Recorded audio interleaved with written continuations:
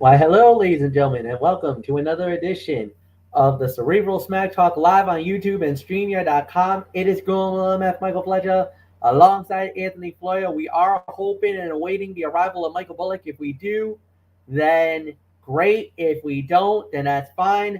We do want to welcome all you viewers out there that just witnessed the Texas Longhorns going into Bryant Denny Stadium in Tuscaloosa, Alabama, and talk down Nick Saban and the Alabama Crimson Tide 34-24, a massive upset in week number and officially this is week number 2 of the college football season. Oh my goodness. The game lived up to the hype for the most part, but Texas pulled away right at the end where it was turning into a fight. It looked like Bama was going to blow them out, and then Texas just exploded second half, and they slammed the door on the Crimson Tide. My goodness, this is going to be a lot of questions for Alabama fans. For Texas fans, are they all the way back? Are they completely back? Are they that national power when they had Vince Young going all the way and winning that national championship? Well, you're going to get our thoughts on Thursday night for College Football Thursday. Sorry, guys, we can't pull the trigger just yet. We'll wait till Thursday. You'll get our thoughts then. Anthony Floyer will be hosting that at 10:30 Eastern on the Tone 25. But I know why you're here. You're here for some professional wrestling. So that's what we're going to give you guys. So as always, you know the routine. We're going to do it. Smackdown Live, followed by AEW Collision. And yeah, let's do this. So Smackdown Live, we're going to lead that off. And we were live last night. Let me see. Hold on. Got to get my notes because I kind of was still on the notes of watching the college football game. I apologize for you folks. All right, here we go. So we started it off. Oh, by the way, TD Garden, Boston, Massachusetts, in our own neck of the woods, about an hour and a half, 2 hours from where we are right now. So big up to Boston. Much love to you guys. Started off with a tag team fight. Shotzi and Charlotte Flair going up against Io Sky and Bailey. Shotzi and Charlotte winning in 9:01. A solid opener, good matchup, about maybe 2.5 stars. At the end of the fight, you know, a little bit of some chaos breaking out. Asuka showed up, basically claiming that I want my belt back. You took the belt from me, so maybe Asuka and maybe Io might be the next program. Obviously, Bailey and Shotzi is not done. Where does Charlotte fall in this whole equation? We don't really know right now. But right now, I'm thinking, right now, the women's division on SmackDown, there's a lot to talk about. There's a lot of unanswered questions, interchangeable moving parts right now. One thing for sure, this got very interesting, to say the very least. So, Anthony Floyer, come on in. I'd say about 2.5. Maybe you can make an argument for 3, but 2.5 is my rating. But Shotzi and Charlotte wins in 9:01. That's about 3-star territory, MF. Shotzi and Charlotte Flair kicked off last night's episode of SmackDown with a big win over Bailey and Io Sky that enhanced the former's recent push. It was the post-match stare-down between Io Sky and the returning Asuka, who taunted the genius of the Sky with her own WWE Women's Championship. That was the bigger story of the segment. The Empress of Tomorrow lost the title at SummerSlam to Bianca Belair, who turned around and dropped it to Sky by way of the Money in the Bank cash-in.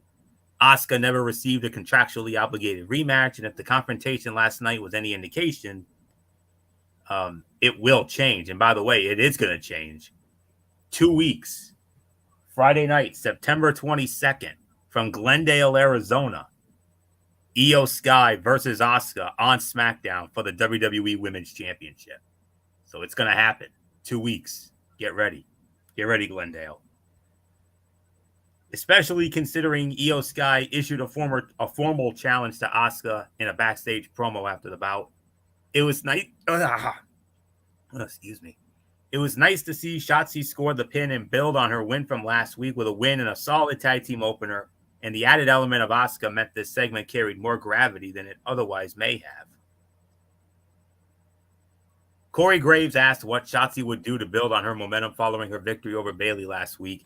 Ironically enough, fans have asked what WWE Creative is going to do to build on her momentum on a few different occasions since her main roster call-up. Sky intercepted Shotzi, blocking her from making the tag to her partner. Instead of pulling her into the heels corner, she left her there, walked across the ring and tagged in Bayley, dragged her over and make her work to get back to the ring instead of creating obvious logic gaps. Asuka appeared at the conclusion of the bout, distracting Io Sky and holding the WWE Women's Championship. Shotzi took advantage, flattening Bayley for the win. So there isn't much more to say on that. So 3 stars for me. So with that, MF set me up for the next match.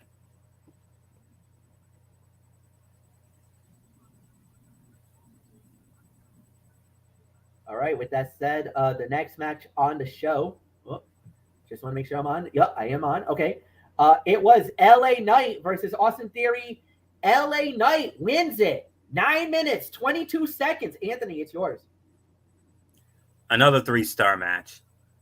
A verbal back and forth between LA Knight, Austin Theory, and Grayson Waller gave way to a match between Knight and Theory, which ended with the hottest star in professional wrestling scoring the win with BFT and leaving the heels dismayed. A good, solid wrestling match. It served its purpose of putting Knight over and introducing 2 new foils for him to spar with in the coming weeks. Theory and Waller are great as friends, and putting them opposite Knight will only help intensify the incredible popularity of the megastar and in the process earn them more heat and television time.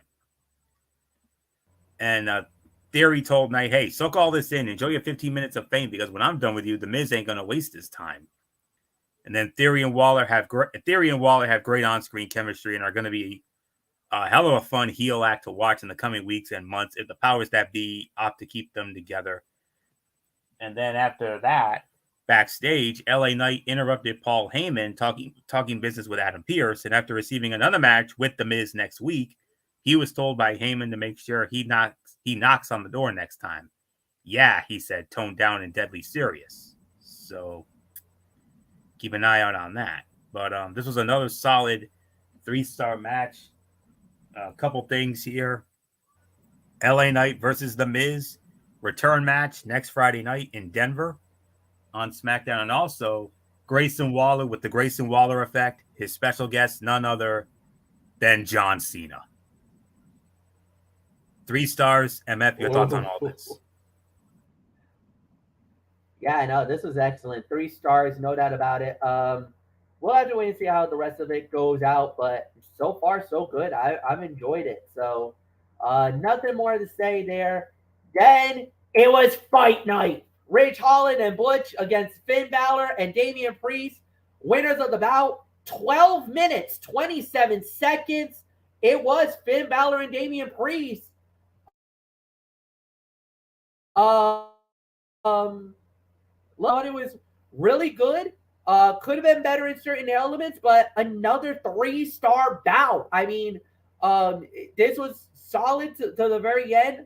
And yeah, another win for the Judgment Day. They are gaining a lot of momentum now.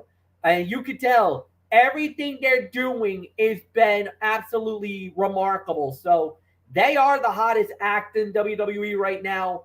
Right now, what they're doing, there's no argument. They're the best team out there. They're the best thing going on in wrestling right now. So just like how Bloodline was dominating earlier in the year, now the Judgment Day has become the most dominant force here in the back half of the year. And it's gotten very interesting, to say the very least. So another 3.25. Anthony, it's yours. 3.25 to 3.5 stars for this matchup. I'll tell you what, midway through the match, cameras panned backstage where Pretty Deadly watched Rich Holland and Butch compete, their first appearance since Elton Prince was injured in a match with the Babyfaces a few months back. That feud is likely to resume once Prince is cleared for action. One we may not have to wait for, though, is Judgment Day versus the rebooted Hurt Business. Bobby Lashley and the Street Profits hit the ring after the match and warned the tag champions that it will be him and his teammates that dominate, not Judgment Day. In terms of a high-profile feud that helps Lashley, Montez Ford, and Angelo Dawkins build momentum as a trio, there are far worse options to pair them with than the Uber over Judgment Day. Great stuff with the tease of an upcoming program that fans can get excited about and anticipating for. The crowd in Boston was so loudly booing Dominic Mysterio at one point that they drowned him out. Michael Cole put over Butch's performance in the NXT Global Heritage Cup, calling his match with Axiom last Tuesday the best of the tournament. We agreed with that. Pretty Deadly made their return to SmackDown TV, watching the match from the back to the delight of Corey Graves, insinuating that the feud between them and the Brawling Brutes is not over. And you're right. And Bobby Lashley said, you're right. The bloodline is crumbling, but it's not the Judgment Day that's going to be taking over. It's going to be us. I believe it. 3.25, 3.5 stars. So not much more to say except main event time, MF. Yes, indeed. Main event. And it is Jimmy Uso against AJ Styles, winner of the bout, in 15 minutes, 43 seconds, the phenomenal AJ Styles. However, after the match was over, AJ tried to duck out of the ring and, to try to head for higher ground, but got jumped by Damian Priest and Finn Balor. They throw AJ back into the ring and right into the waiting arms of Solo Sikoa. Solo looking at the Judgment Day like, what the hell? And next thing you know, boom! Ambionic spike right to AJ Styles. Has the Judgment Day and the Bloodline have a little bit of a truce? What is going on? I'll tell you exactly what's going on. I'll tell you what. Jimmy Uso cannot get out of his own way. After expressing his desire to rejoin the Bloodline and promising to prove himself, he proceeded to lose to AJ Styles in last night's main event, succumbing to a phenomenal forearm as the former WWE champion earned a hard-fought victory. While that thread will be a prominent one in the coming weeks, so too will be a burgeoning faction war between the Bloodline and the Judgment Day, as teased twice on the show. After AJ's victory, Damian Priest and Finn Balor attacked him, then offered him up on a silver platter for Solo Sikoa, who laid the phenomenal one out to close out the show. Could WWE be heading toward Priest, Balor, Dominic, and Rhea battling the Bloodline? Or is it a thinly veiled cover for Damian Priest ultimately cashing in on Roman Reigns? Whatever the case, it was an intriguing way to end last night's show, and one that will create some buzz among fans interested in what happens next. Heyman and Solo Sikoa emerged from the backstage area, an interesting development since the former told Jimmy Uso earlier in the night that his younger brother would not be there. Uso wore his We the One shirt, reiterating his desire to rejoin the Bloodline, something he communicated to Paul Heyman earlier in the show. AJ Styles wiped out Solo Sikoa at ringside, threatened Paul Heyman, and sent Uso into the ring post. Moments later, he delivered the phenomenal forearm for the win. And then after the match, Judgment Day attacked AJ Styles and rolled him into the ring, offered him up to Solo, who leveled the phenomenal one to close out the show.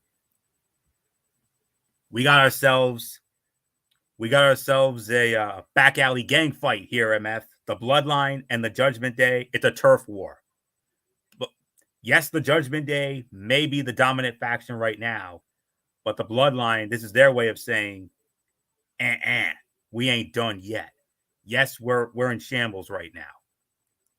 But as long as the tribal chief is still running around, we're still the ones, and you're the twos. I'm here for it, MF. I want to see a turf war. That's what I want to see. I know you want to see it. We all want to see it. Can you imagine the series of matches we could get out of this? Yeah. I mean, you're talking about possibly Solo versus Damian would be a heck of a fight. That'd be a being a man fight. But is it possible Damian going after Roman with the money in the bank? Major development. Ooh, that would be dangerous. I mean, I would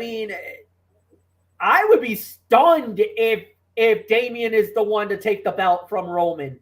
I just don't see it though. I don't know. I think that might be too risky of a move. So, because I hate to say this, but if he goes after Roman, chances are that's a failure. I'm just saying, could be a failure. It very well could be. But we'll see. So, a lot of intriguing possibilities here, MF. There is no question about that. It's looking like a turf war to me, but we're gonna have to wait and find out. So, as for this main event, fight of the night here, this was 3.5 to 3 3/4 of a star, maybe 4, but nonetheless, this was definitely the fight of the night, and a big win for AJ. I mean, this is his biggest win in some time. I mean, AJ hasn't exactly been lighting the world on fire either as of late. Hate to say it, but it's true. When was the last time AJ had a win as high profile as this, MF, in recent memory? It's been a while since I think you got to go back to possibly when he became the WWE champion. But that's like been almost. It wasn't. I don't think it's been that long, but I don't think there hasn't really been that many other good moments there, Florio. So he's been the Intercontinental Champion. I mean, yeah. He did have a run as a Raw Tag Team Champion with Omos, and but did anybody really care about that title reign? Not really. So I mean, that's why I went back. That's why I'm harking back a little bit to the WWE title reign, because like, okay, IC title maybe, but other than that, there wasn't really anything that was really relevant about the reign. Sorry. So yeah, so big win for him, and there have been some teasing the possibility of AJ possibly being a future challenger for Roman. I mean, I wouldn't mind seeing that. I mean, they've had some great matches before, so who's to say they wouldn't have? But I think this would be the best of their matches. I mean, you remember those couple of matches they had back in 2016. When Roman was the WWE champion, and they battled at Payback and Extreme Rules, and one of those was an Extreme Rules match, and I wouldn't mind seeing Roman. I mean, I think AJ would be a nice placeholder challenger for Roman. And also, let's also remember one other thing, MF, here. Jey Uso was traded to Raw. They're saying that a Raw superstar will be traded to SmackDown in exchange for Jey Uso. Yeah. So we're gonna have to keep a very close eye on who that is. Me personally, I think it's a certain American Nightmare. That's what I think. That's what everybody's saying. But other people are saying maybe it could be Drew McIntyre. Some people are saying Matt Riddle. Some people are saying Kevin Owens. They're saying that, like, there's a lot of rumors about who it could be. Could it actually be the Judgment Day? Could it be one of them? Could they got traded to SmackDown? Like we said, can't have it can't be Rhea, because I mean both shows need a women's champion. Well, obviously it won't be Rhea, but you already have a women's champion, Io Sky. I mean, Damian you don't Priest. Need 2 women's champions. No, but hold. But Damian Priest, Finn Balor, maybe Dominic. But no, not Dominic. They're going to want to keep Rhea and Dominic together. Yeah, obviously. They're too good together. But Finn, Priest, I mean, you got. There's so many different people right now. So many that it could be anybody. But they also said whoever it is, or the person that it is, that the locker room on Raw is not going to be happy. So, see that as it may. I mean, because think about it. McIntyre is a little bit of a locker room leader. Everybody likes Kevin Owens. It could be Cody. And a lot of people are saying it's going to be Kobe. A lot of people are saying it's going to be Cody. But the thing is, if it's Cody Rhodes, why would you do that? Why would you start something like that? You could wait maybe Royal Rumble and have him go over. But what will you do 7 months prior to WrestleMania? This is true. There's no need for Cody to go yet. Not yet. Have him stay on SmackDown. Maybe they drag it out. Maybe they'll drag it out. We'll have to wait and find out. 7 months of I hope Triple H knows what the hell he's doing for 7 months of build. Because you're going to have to slow burn this candle all the way down to the wicket. That's all I'm saying. Indeed. But 3.5 to 4 is the rating for this. So, and it's the fight of the night. So, MF, your thoughts? 3.5 to 4, no doubt about it. Really nothing more to add. Florio, overall review for SmackDown. Last night's show was an in-ring heavy episode with 3 matches, getting multiple segments of television time. All 3 of those matches were good to very good, making the most of their minutes. We have a show that on the surface looked rather lethargic, but may very well have so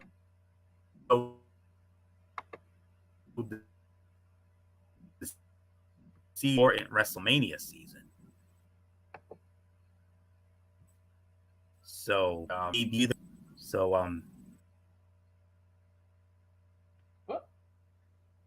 just lost Florio just for the moment. I think it was just connection was acting a little up.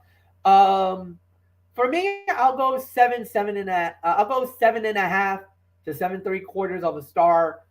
It was a solid SmackDown. Like we said, there wasn't really anything bad with the show. I'm so sorry about that. My connection dropped on me. Yeah, that I had a feeling that's what happened. All right, finish your thought, Anthony. Like I said, last night's show was an in-ring heavy show. 3 matches getting multiple segments of television time. All 3 of those matches were good to very good, making the most of their minutes. Throw in some key storyline developments and teases of new feuds, including your first look at LA Knight versus the Bloodline. And you have a show that on the surface looked rather lethargic, but may very well have sowed the seeds for programs that will carry the company into the new year and the all-important WrestleMania season. 7.5 to 8 out of 10 for me. So, MF, your thoughts on last night's SmackDown from the legendary TD Garden in Boston? Partial agreement. 7.5 to 7.75 of a star. Like you said, very good quality matches, great show altogether. I really got nothing bad to say. So we move on to AEW Collision from the Rocket Mortgage Fieldhouse, formerly the Gund Arena, formerly the Quicken Loans Arena.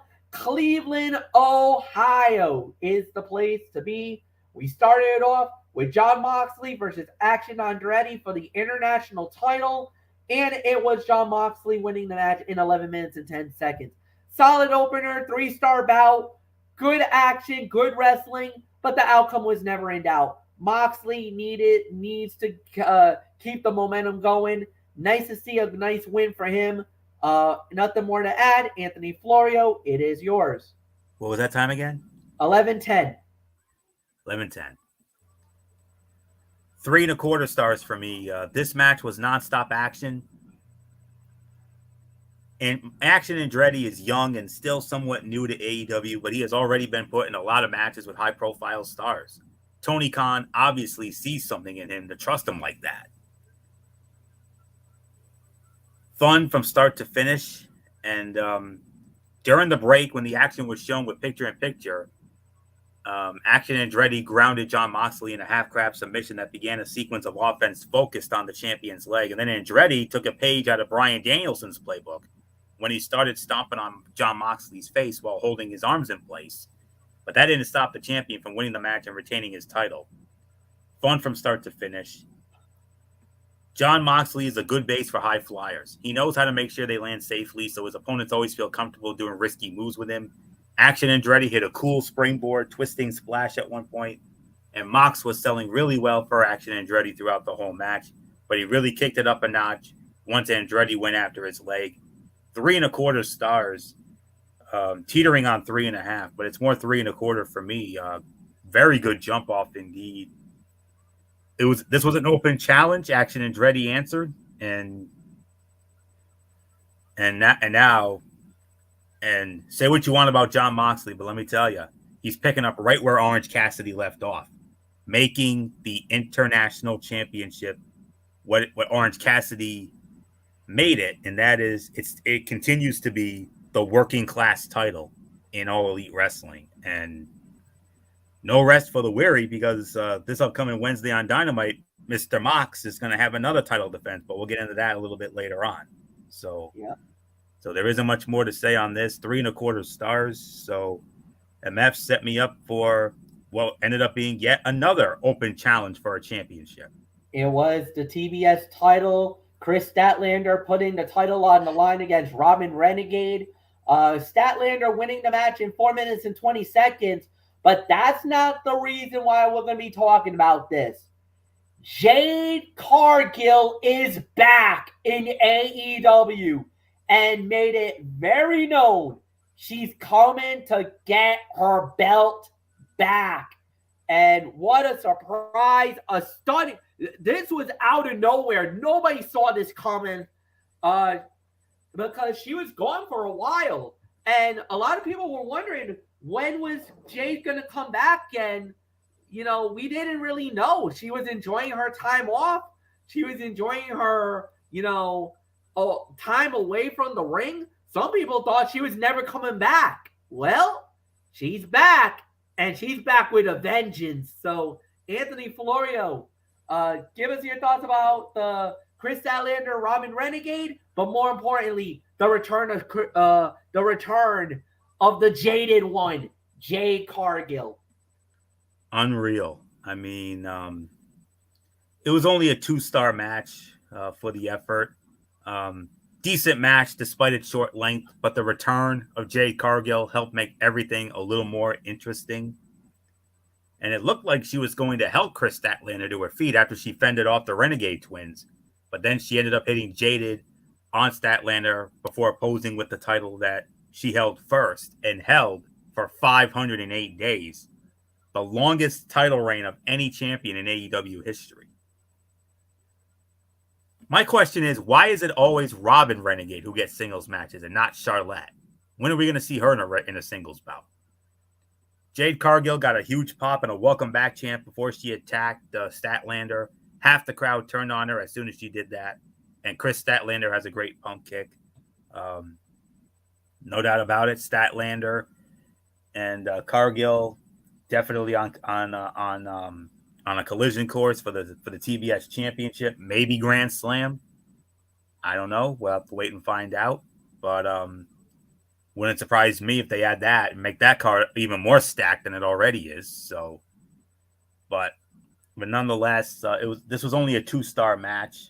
But yes, first time we've seen Jade Cargill since losing the title to Chris Statlander back on Memorial Day weekend, Double or Nothing, when it was that smart Mark Sterling who ran his mouth and said, "Hey, we're gonna do an open challenge.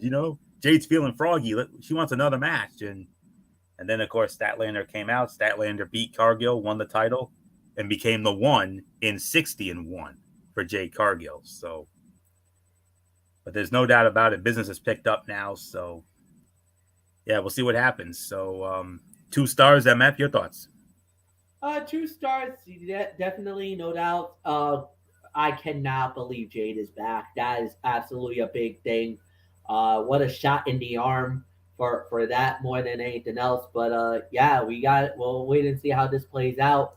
Now we do move on to the next bout of the evening, as it was Juice Robinson and the Guns. They went up against Dio del Infimo, Aerostar, and Gravity. 3 stars from AAA, and it was actually the Young Guns. It was the Young Guns and Juice Robinson Bullet Club Gold getting the win. It says here about 5 minutes and 23 seconds. I kind of feel like that was a little more longer than that, but it is what it is. It was all right. It was about maybe a couple star bout. Like we said, this is more of a showcase fight more than anything else. Um, so it was more of a showcase bout for the Bullet Club Gold, and they did what they needed it to do. So yeah, Anthony, it's yours. 523. Well, in a case like this, fun little sprint. Um, well, due to personal reasons, Jay White was unable to make the show tonight. So Grand Metalik stepped out so this could become a trios match. Juice Robinson and the Guns made sure to bring the cardboard cutout of Jay White that has become a running joke as of late. We all know, yeah. Don't think I didn't hear that. Fletcher. I mean, I know you can't stand Jay White. It's well documented. Bleep that guy. Jesus. Oh man. I only wish we were doing the commentary for real, because this would be real life Gorilla and Jesse stuff here. I mean, MF being this, oh please, and me being like, that's my guy, ha ha, and all that. But anyways, whenever you put 3 high flying Lucha Libre stars in a trios bout, you know you're in for some wild action. This was probably the first time a lot of AEW fans have seen Inframundo and Aerostar compete. Is that the Aerostar from Lucha Underground, MF? Yes, it is. I thought so. All right. I do know who he is. I don't know who the other guy is, Inframundo. I've never heard of him. Inframundo is one of the new young talents from AAA. He's only been there for maybe a couple of years. He's relatively new. Although Aerostar did have one match in AEW back in 2021. Even with the unpredictable nature of their opponent's offense, the Guns and Juice Robinson scored the win. The Guns even posed on the turnbuckles while Juice was scoring the pin. This was fun, but would have benefited from a little more time so everyone could have had more to do. It felt like they were trying to pack too much into the minutes they were given. This was Inframundo's AEW debut, so he was looking to stand out. His mask being so unique will definitely make him memorable. The LED lights on Star's gear were a cool look. Other than Trinity Naomi, there haven't been too many stars on TV who have used them. So not much more to say on this. 2.5 stars. Fun little sprint. So speaking of Lucha Underground, MF, we move on to a guy who was one of the major faces of Lucha Underground. But then again, I think the other guy was also there too. Yeah, Atletico going one-on-one with Rey Fenix. Rey Fenix wins the match in 4 minutes and 55 seconds. I believe it goes to you, Anthony. So, yeah, you lead off. The crowd was totally behind Rey Fenix, so Angelico made sure to do plenty of things that he knew would get him heel heat and get the fans to root for the babyface. Like the last match, this match had too many fun spots to list, but the biggest takeaway from this bout is that Angelico deserves to be on TV more often. Rey Fenix is well known by AEW fans as being one of the best aerial specialists, but both men came away from this bout looking good. Fenix got the win, but Angelico benefited from the exposure. Angelico is one of the smoothest wrestlers in all of AEW. It's shocking that he hasn't been used on TV more. The springboard arm drag sequence from Fenix was beautiful. And Serpentico was at ringside for Angelico, but Luther was nowhere to be seen. But another 2.5 star match, another fun little sprint that I would have liked to have seen a little more, just like with the previous bout. So no doubt about this one. I mean, you knew Rey Fenix was going to get the win here, and he's on a and he also wants Jon Moxley. He's got a score to settle with Jon Moxley after what happened to him a few weeks back. So oh yeah, that when he got beaten down by the BCC, Santana and Ortiz just before Wembley. So, but anyways, 2.5 for this. So another fun little sprint. But MF, I would have liked to have seen a little more. Yeah, fun little sprint about, and again, I think we were kind of hoping for something better, and we just did not get that at all. But it is what it is. It was a solid match, and yeah, we could even say it. It could have been better in certain areas, but it was about a couple stars. So we do move on to the two big fights of the evening. This was the Grand Slam tournament semifinals. Fight number one: Roderick Strong versus Darby Allin. Roderick Strong go into the finals 14 minutes and 55 and 45 seconds, 14:45. Very good match. But the thing was, the pre-match attack by Luchasaurus uh, kind of took a little bit of the starch away from the fight, made it a little more of a better outcome for Roderick Strong more than anything else. So I gotta penalize it in a little bit, but it was still a solid match. This was about 3 to 3.5. Could have been higher, but again, the pre-fight attack by Luchasaurus, I gotta penalize it some way. So Anthony, it's yours. What was it? 14 minutes and how many? 45 seconds. All right. This was energetic and included a lot of unique offense. Roderick Strong not only hit a few of his signature moves, but Darby Allin also had a couple of nice counters to them. While getting an entertaining match is never going to be a bad thing, having Darby Allin look so competitive made the attack he took earlier seem meaningless. AR Fox showed up to lend his support, but Nick Wayne wanted him to go away immediately. Roderick Strong was able to pick up the win to advance to the finals of the tournament that take place this Wednesday night on Dynamite. The way Luchasaurus threw Darby Allin into the door looked like when Kevin Nash threw Rey Mysterio into the side of the trailer in WCW back in '96. Oof, that was rough. Yeah, Tony Schiavone. Oh no, head first into the trailer in the back. And Larry Zbyszko saying he just threw him like a dart. Yeah. That moment has lived rent free in my head for the last 27 years. Oh, by the way, Darby Allin needs to chill. Darby Allin needs to chill with the tope suicidas. There is no way to do what he is doing with any reasonable degree of safety. His back is going to be a mess when he gets older. And the way Roddy threw Allin into the barricade looked awesome. The loud pop it made also helped sell the brutality of the moment. I'm going to give it 3.5 stars for the effort. I'm not going to go any higher than that. But kudos to Darby for, trying to fight back. But ultimately, Luchasaurus and Christian Cage ultimately made the difference here. So Roddy goes to the final this Wednesday night in Cincinnati. Who's he going to fight? Who's he going to face?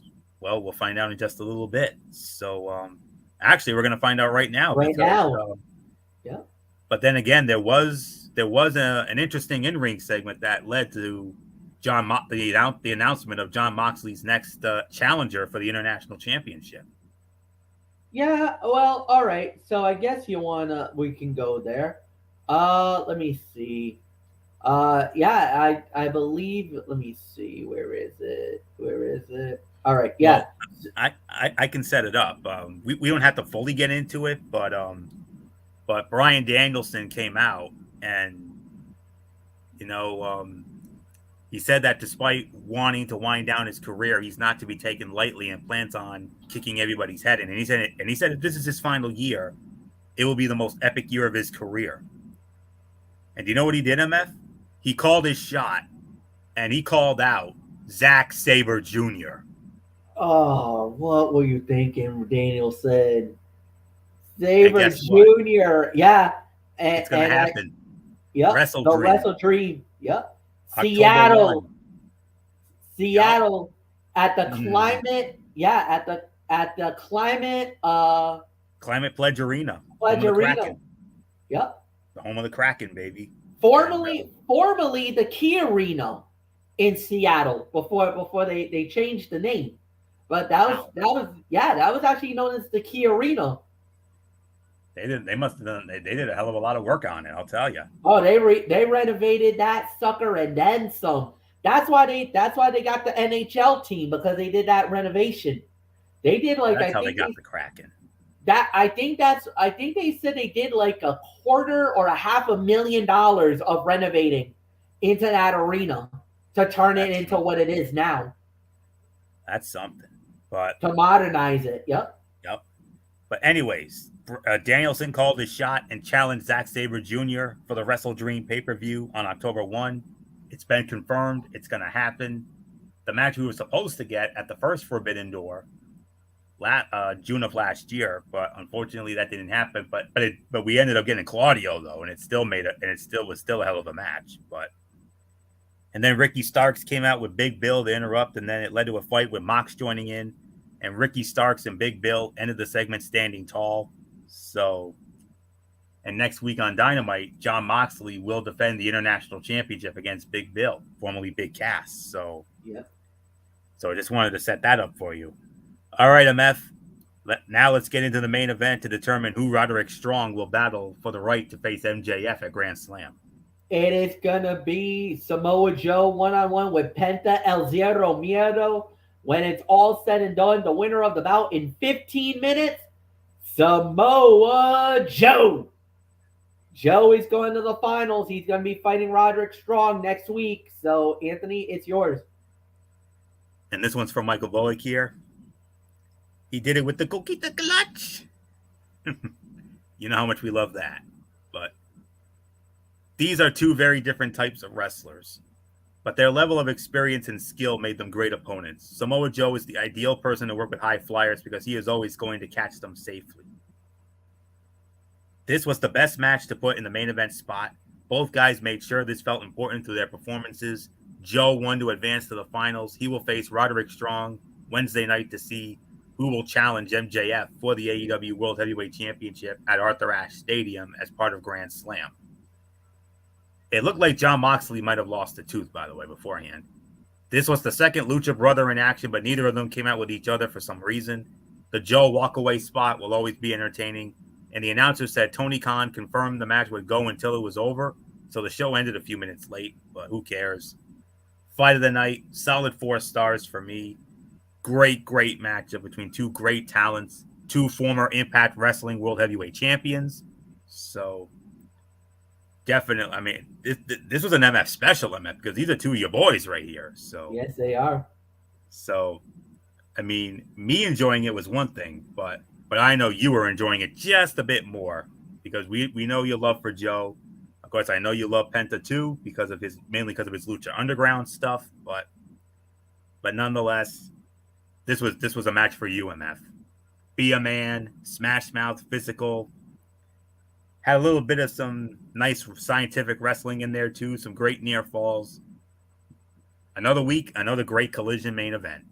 The Collision main events always deliver, and this was no exception. 4 stars. MF, how'd you like this latest MF special? No, this was really good. I really enjoyed it. I thought it was an incredible matchup. 4 stars, like you said, Anthony. There's really nothing more to add there. As far as the overall review for the show, yeah, I'll go about 7.5, close to 8 out of 10. I thought it was another excellent Collision. Collision just look. I know the rating is not going to be great because you had some really good college football. Texas and Alabama went down tonight, so you know you had that. We had some really good stuff in college. So obviously that's going to really hurt. Plus there's a UFC fight that's going down right now as we speak at this hour.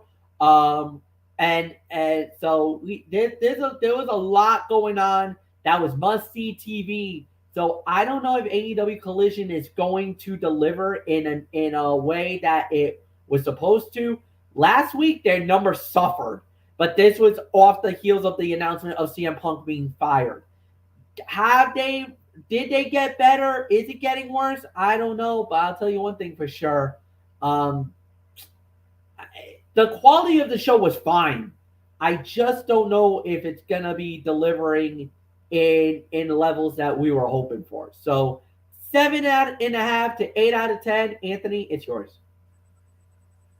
Same here, 7.5 to 8 out of 10. Tonight's Collision was great, so anyone who worried about how the show might look without CM Punk can rest assured that AEW has more than enough talent to occupy all 5 hours of its weekly programming.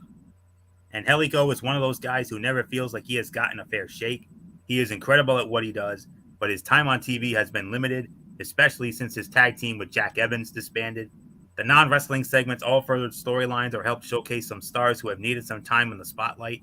It felt like every segment was meticulously planned to get the most out of the 2 hours. The return of Jade Cargill is going to be interesting to watch unfold in the coming weeks.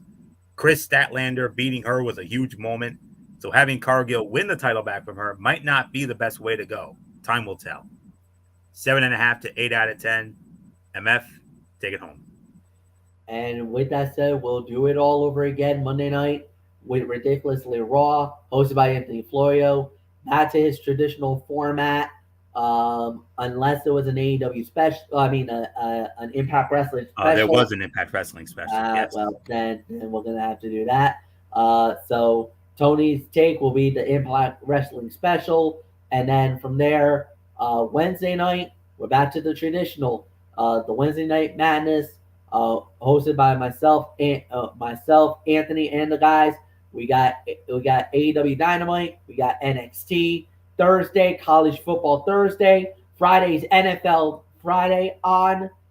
When we get into the week 2 of the action, and then we're back here 1 week from tonight with another edition of the Cerebral Smack Talk. Thank you, Anthony Florio, as always.